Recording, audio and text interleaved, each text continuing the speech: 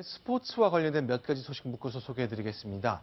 일단 서울 시내요. 시청 한복판이 붉은색 테니스 코트로 바뀌었습니다. 어떻게 된 일인지 영상 보면서 이동영 차장과 함께 알아보겠습니다. 예, 서울시청 앞에 있는 서울광장입니다. 이 안에 테니스 코트가 들어서서 사람들의 눈길을 끌고 있습니다. 지금 보시는 장면이 바로 테니스 코트인데요. 반디나 이렇게 콘크리트로 돼 있는 그런 그 코트가 아니라 클레이 코트죠.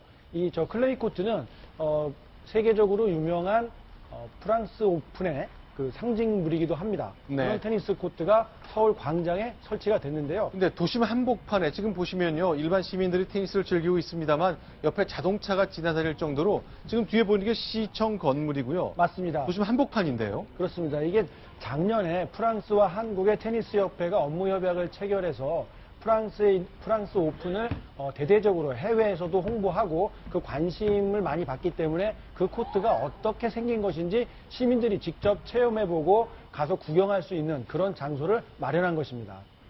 자, 지금 이 보시는 곳, 며칠만 임시로 설치한 테니스 코트인데요. 맞습니다. 어제부터 내일까지 이렇게 사흘간만 테니스 코트를 개방을 하고 설치를 합니다. 지금 화면에 보시는 것처럼 우리나라의 대표적인 여자 테니스 선수였던 전미라 그리고 윤종신 부부가 이렇게 홍보대사의 역할을 맡아서 시민들에게 이런 테니스 코트의 특장점을 설명해 주기도 했습니다.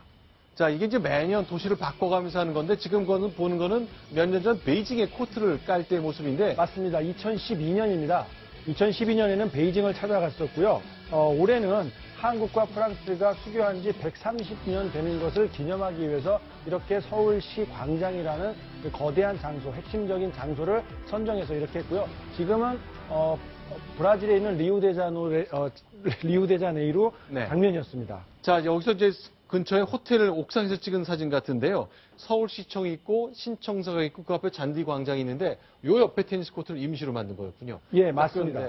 앙투카 코트 빨간 벽돌 모래 같군요. 예, 앙투카 코트라고 불리는데요. 앙투카라고 하는 것은 모든 경우에라는 프랑스어라고 합니다. 고온에서 구운 벽돌을 잘게 갈아서 간 것을 앙투카라고 하는데요. 자갈과 모래를 15cm 먼저 깐 다음에 그 위에 앙투카를 5cm 쌓은 다음에 물을 부어서 단단하게 굳히는 그런 공법의 테니스 코트라고 합니다. 저렇게 되면요. 후수성이 물이 빠지기가 워낙 성능이 좋기 때문에 비가 온 다음에도 3, 40분 정도만 기다리면은 곧바로 경기를 할 수 있을 만큼 아주 장점이 많은 그런 코트라고 합니다. 자, 이번엔 평창 올림픽 얘기를 나눠보겠습니다. 김유린 기자. 독일 선수가 우리 국적을 얻기 위해서 귀화한다면서요? 네, 맞습니다. 현재 대한체육회에서 요청을 했고요. 법무부에서 최종 승인만 하면 이 선수는 우리나라 선수로 국가대표로 출전을 할 수 있게 됩니다. 독일 국적자인데 굳이 한국 국적을 얻으면서 올림픽 나가고 싶다 그 얘기인가요? 예, 맞습니다. 이 선수는 에일린 프리셰라고 하는데요. 24살이고 독일 태생의 독일 선수입니다. 이 루지라는 종목의 선수인데요. 이 독일에서는 아주 우수한 성적을 많이 거뒀습니다. 독일 주니어 대표 선수 출신으로 2012년에도 우승을 한 적이 있고요. 2013년에도 월드컵 1인승에서 동메달을 땄던 선수입니다. 자, 이렇게 독일 선수인데 24살밖에 안 된 선수인데 왜 국적을 얻을까?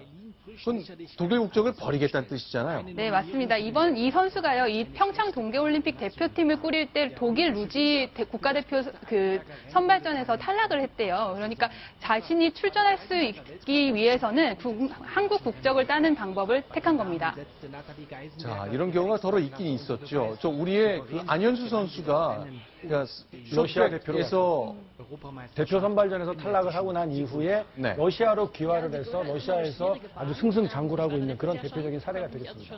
네, 24살의 여성인데 운동을 하고 싶고 운동을 계속하고 싶고 올림픽 무대에 꼭 나가고 싶은데 독일 국적으로는 방법이 없다. 이게 결정이 이미 난 겁니까? 아니면 곧 심사를 하게 되는 건가요? 현재 대한체육회에서 요청을 했고요. 이제 법무부에서 한 2달 정도의 기간을 걸쳐서 최종 승인 여부를 결정을 하는데 사실 이런 경우는 거부를 받는 경우가 거의 없습니다. 또한 이 선수가 24살이다 보니까요. 본인이 월드컵에 출전하기 위해서는 이 올림픽에 출전하기 위해서는 마지막 기회다라고 생각을 하는 것 같아요.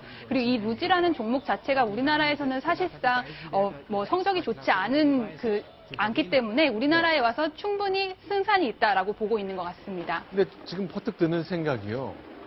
나는 운동을 계속하고 싶고 평창 올림픽 때 올림픽 무대를 꼭 밟고 싶다는데 만약 이 선수가 귀화하면요. 우리나라 선수가 국가대표 될 기회를 한 명이 놓치게 되는 거 아닌가요? 네, 사실상 그렇기도 한데요. 사실 네. 우리나라의 루지라는 종목의 선수층이 그렇게 두텁지 않다 보니까요. 이 네. 선수가 선진 기술을 전수를 해준다면 우리나라 선수들도 더 좋은 기량을 선보일 수 있지 않을까. 이런 기대감이 더 큰 게 사실입니다.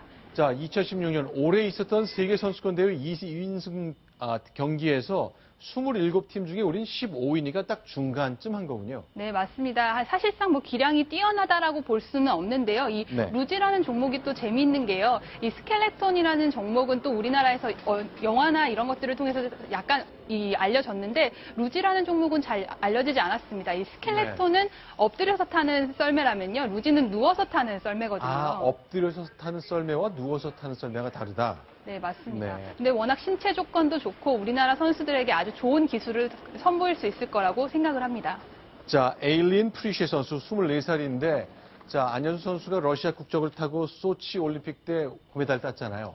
자, 그래서 우리가 좀 안타까움이 좀 있었는데 자, 일단 독일 선수의 귀화 가능성. 근데 특별히 거부할 가능성이 없다 그러니까 국적을 얻고 선수 생활을 하면서 올림픽에 출전할 것 같습니다. 그런데 비슷한 얘기 하나 또 있네요. 손 변호사. 네. 이번의 경우는 일본의 개그맨인데 역시 국적을 바꿨는데 역시 스포츠 때문이죠. 그렇습니다. 이제 메달을 따기 위한 그 엘리트 선수들의 그런 귀화도 있지만 네. 이번처럼 올림픽에 출전하기 위한 그런 열망으로 귀화하는 경우도 있습니다. 네. 39살인 일본의 전 개그맨 네. 타키자키 씨인데요. 네. 2011년에 마라톤 선수 이제 마라톤 올림픽 출전하기 위해서 귀화를 했습니다. 네. 그리고 이제 캄보디아 국적을 이제 취득을 한 것인데요. 아, 캄보디아요? 네, 그렇습니다. 네. 국적을 취득했는데 목적했던 그 다음 해에 있었던 2012년 런던 올림픽 출전은 좌절되고 말았습니다. 그런데 그 후에 이제 네. 그 2014년에 인천 아시안 게임에 캄보디아 대표 선수로 출전을 해서 네. 14위를 기록했는데 굉장히 높은 순위로 이제 생각되잖아요. 네. 당시에 완주한 선수가 14명이었습니다. 그러니까 완주한 선수 중에 최하위를 기록한 거죠. 자, 지금 보이는 장면, 저 빨간 윗도리를 입은 선수가 일본의 개그맨인데 마라톤을 시작했다. 그렇습니다. 올림픽에 나가고 싶다. 역시 올림픽에 나가려면 국가대표가 돼야 되니까 일본 내에서는 되게 어려웠을 거 아니에요. 그렇습니다. 기록이 당시에 그 인천 아시안게임에서 완주한 기록이 2시간 34분 16초이기 때문에 입상권과는 거리가 상당히 멀거든요. 네. 따라서 또한 일본 국가대표 되는 것도 어렵습니다. 그래서 그 마라톤 안에 좀 실력이 좀 떨어지는 캄보디아로 귀화를 해서 캄보디아 국가대표가 된 후에 올림픽에 출전하겠다라는 그런 꿈을 꾸었고 네.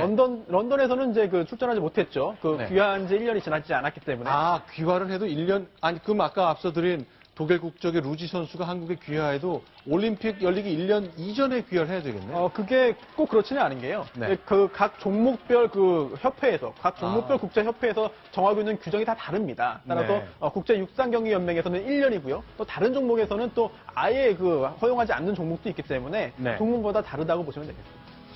자, 그런데 일단 귀환했는데 런던 올림픽 출전 못한 거는 결국 1년을 채우지 못했기 때문이고 캄보디아를 결정한 것, 그건 선택한 건 그건 왜 그런 거죠? 정확하게 말하지는 않고 있습니다만 네. 캄보디아에서 이제 그 좀 마라톤에서 좀 실력이 좋아서 올림픽에 출전할 만한 기준 기록을 넘은 선수가 없는 것을 파악을 하고 네. 그 캄보디아와 어떤 교섭을 통해 가지고 캄보디아 국적을 취득한 것이 아닌가 생각이 되는데요. 네. 아직 이번 그 리우 올림픽 출전도 아직 확정된 것은 아닙니다. 왜냐하면 그건 왜 그렇죠? 그 올림픽에서 마라톤에 그 출전하기 위해서는 기준 기록이 있는데요. 그 기준 기록에 한참 미치지 못하기 때문에 일단 기록으로 이제 당연하게 이제 출전할 수 있는 자격은 지금 취득하지 못하고 있습니다.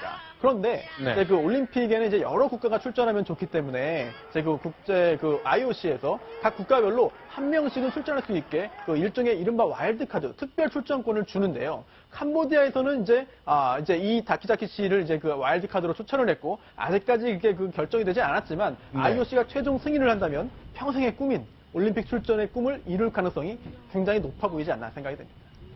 올림픽은 출전 자체가 목적이란 말 어렸을 때부터 많이 들었는데 정말 그 올림픽 무대를 밟는 것 자체를 목적으로 국적을 바꾸는 사람까지 있다는 것. 자, 2분 19초 안에 41.195km를 뛰어야 출전 기회가 오는데 이 선수는 아직 좀 못 미치기 때문에 와일드카드 얻을 수 있을지, 자, 올 여름에 리우로 갈 수 있을지 봐야 되겠습니다.